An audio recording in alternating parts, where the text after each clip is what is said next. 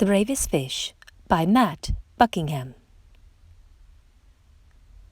Far below the waves, a little fish named Stanley lived with his school.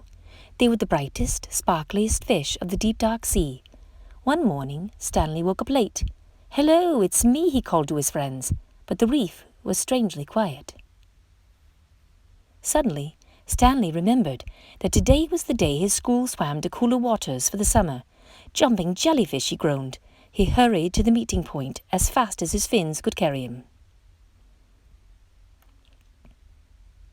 But no one was there.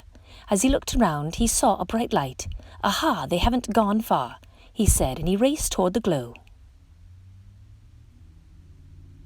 But it was only a lobster counting coins. "Go away, don't touch my treasure."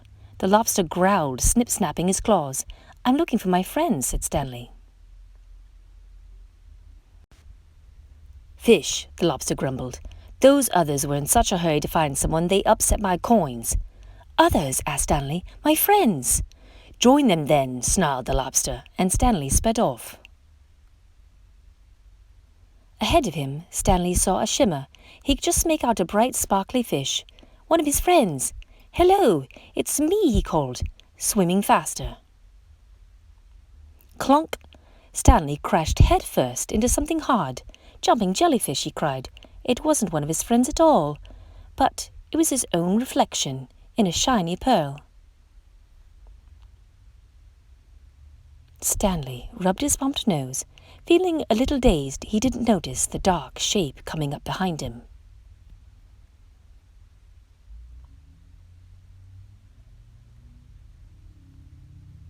When he turned around, Stanley found himself staring straight into the mouth of a huge shark. "Ah!" Stanley shrieked. Over coral and under weeds, he sped with the shark snapping at his tail. Finally, Stanley saw a small hole in a rock below. He dived down inside to just miss being gobbled up. Deep within the cave, Stanley shivered and shook. He felt sad and lonely. He was beginning to think he'd never see his friends again.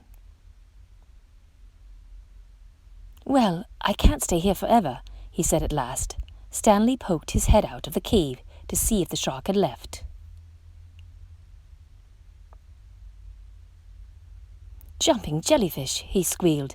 The sea was a golden orange, glowing and glittering. It was the most wonderful sight he had ever seen, because there, in front of him, were his friends. "Hello, it's me," he called. "Stanley."